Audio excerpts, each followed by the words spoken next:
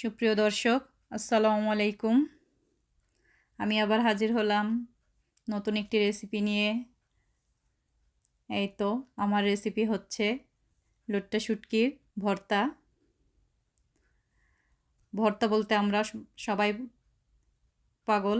ভর্তা হলে আমাদের আর কিছুই লাগে না। তারপরেও অনেক সময় অনেক কিছু খেতে খেতে যখন আর ভালো না লাগে, একটু শুটকি ভর্তা হলে আমাদের মুখের রুচিটা আবার ফিরে আসে। আর এই শুটকিটা যদি আপনারা এইভাবে আমি যেভাবে ভর্তা করবো ওইভাবে ভর্তা ট্রাই করে দেখেন, তাহলে দেখবেন খুব ভালো লাগবে। আর যদি ভালো লাগে আমাকে আপনারা কমেন্ট করে জানাবেন। এই শুটকি ভর্তা করতে আমার যা যা লাগবে তা হচ্ছে শুটকি, রসুন, তেল, লবণ, আর লাগবে মরিচ। মরিচটা আপনি শুকনো মরিচও নিতে পারেন, কাঁচা মরিচও নিতে পারেন, যার যেরকম পছন্দ সেই অনুযায়ী নিতে পারেন। আবার দুইটা একসাথে মিশাইও দিতে পারেন আপনারা। আবার লাগছে পেঁয়াজ।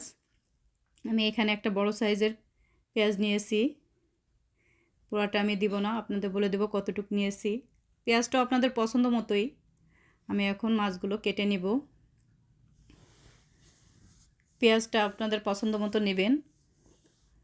অনেকে রসুন খায় কম শুটকিতে, সেই অনুযায়ী নেবেন। এই যে আমি মাছগুলো সব কেটে নিচ্ছি। মাছগুলো সব যখন কাটা হয়ে যাবে, যে কাটা হয়ে গেছে মাছগুলি আমার, আমি এগুলো একটা কড়াইতে ভেজে নিব। আর পেঁয়াজও কেটে নিয়েছি আমি এখন একটা কড়াই বসিয়ে দেব চুলায়। চুলার আঁচটা মিডিয়াম আঁচে রাখবেন। হাই ফ্লেমে রাখলে শুটকিটা পুড়ে যাবে। এর জন্য মিডিয়াম আঁচে রেখে এটাকে 3-4 মিনিট সুন্দর করে লাল লাল করে একটু ভেজে নিতে হবে। এই যে এটাকে, আর শুটকির গায়ে একটা অন্যরকম গন্ধ থাকে, ভাজার পরে এই গন্ধটা অনেকটা চলে যায়। আর হচ্ছে শুটকির গায়ে অনেক ময়লা থাকে, সেই ময়লাগুলো ভেজে নিলে তাড়াতাড়ি পরিষ্কার হয়ে যায়। আমি এখানে কিছুটা পানি অ্যাড করে দিলাম।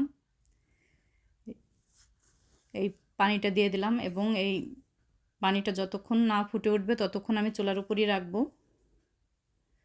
রেখে ভালো করে এটাকে আমি ফুটিয়ে নিব।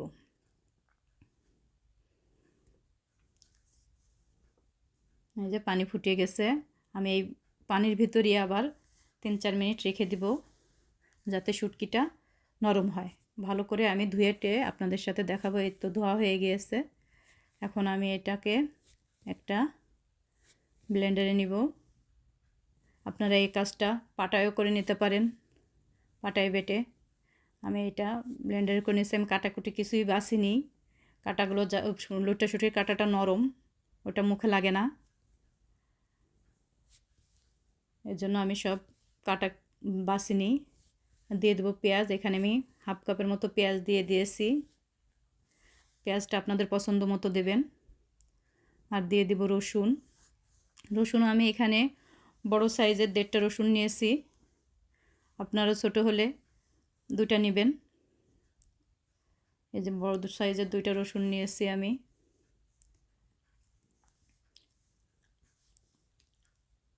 দিয়ে দেব শুকনো লাল মরিচ। আমি এখানে কাঁচা মরিচ দিব না, শুধু শুকনো মরিচ দিয়েই করব। শুকনো মরিচ দিয়ে করলে ভর্তাটা অনেকটা লাল লাল দেখা যায়। দিয়ে দিয়েছি এখানে পানি, 1 কাপের মতো পানি দিয়ে দিলাম। পানিটা দেওয়ার কারণ যাতে শুটকিটা ভালোভাবে সিদ্ধ হয়, এর জন্য পানিটা দিয়ে আমি এটাকে এখন ব্লেন্ড করে নেব। এই যে ব্লেন্ড করে নিছি। ব্লেন্ডটা করে নিছি। যে দানা দানা আছে, আমি পুরোপুরি মিহি করিনি, দানা দানা ভাব আছে। এই তো এইভাবে আমি ব্লেন্ড করে নিয়েছি পুরোটাই। আমি এখন এটা একটা প্যান বসাই দেবো চুলায়। চুলায় একটা প্যান বসিয়ে দিলাম।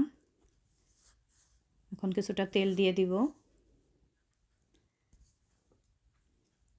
তেলটা গরম যখন হয়ে আসবে তখন আমরা শুটকিটা ভেজে নেব। শুটকিটা আমরা মিডিয়াম আঁচেই ভেজে নিব।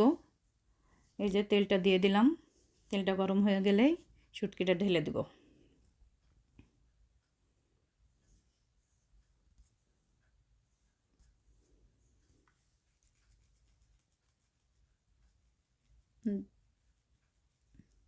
গরম হয়ে গেছে তেলটা, এই যে শুটকিটা ঢেলে দিলাম।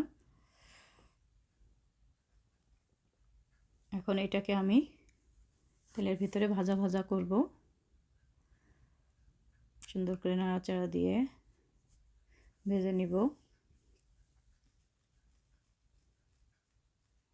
খেয়াল করবেন এটা একটা ভালো কড়াইতে করতে, যাতে নিচে লেগে না যায়। একটু কিছুটা লবণ দিয়ে দিলাম, পরিমাণ মতো লবণ দিয়ে তারপরে দিয়ে দিব একটু মরিচের গুঁড়া, আর একটু অ্যাড করব আমি এখানে। এই যে মরিচের গুঁড়া দিয়ে দিলাম একটু। আমি শুটকি ভর্তাটা অনেক ঝাল ঝাল করে করব। আর একটু দিব হলুদের গুঁড়া, যাতে সুন্দর একটা কালার আসে ভর্তাটায়।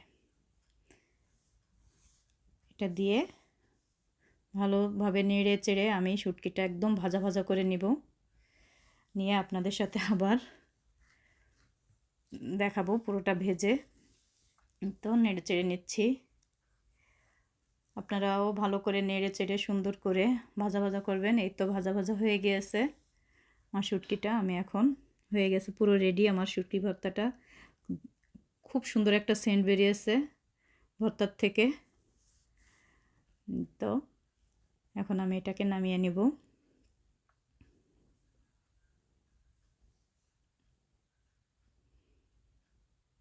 যে আমি একটা পেরেছি নামিয়ে নিচ্ছি ভর্তাটা। ভর্তাটা দেখতে অনেক সুন্দর হয়েছে, খেতেও সেই টেস্ট ভর্তাটা। আপনারা একটু ট্রাই করে দেখবেন। আর যদি আমার এই রেসিপিটা আপনাদের কাছে ভালো লাগে তাহলে লাইক, কমেন্ট এবং শেয়ার করবেন। আমার ইউটিউব চ্যানেলটা সাবস্ক্রাইব করে আমার পাশে থাকবেন।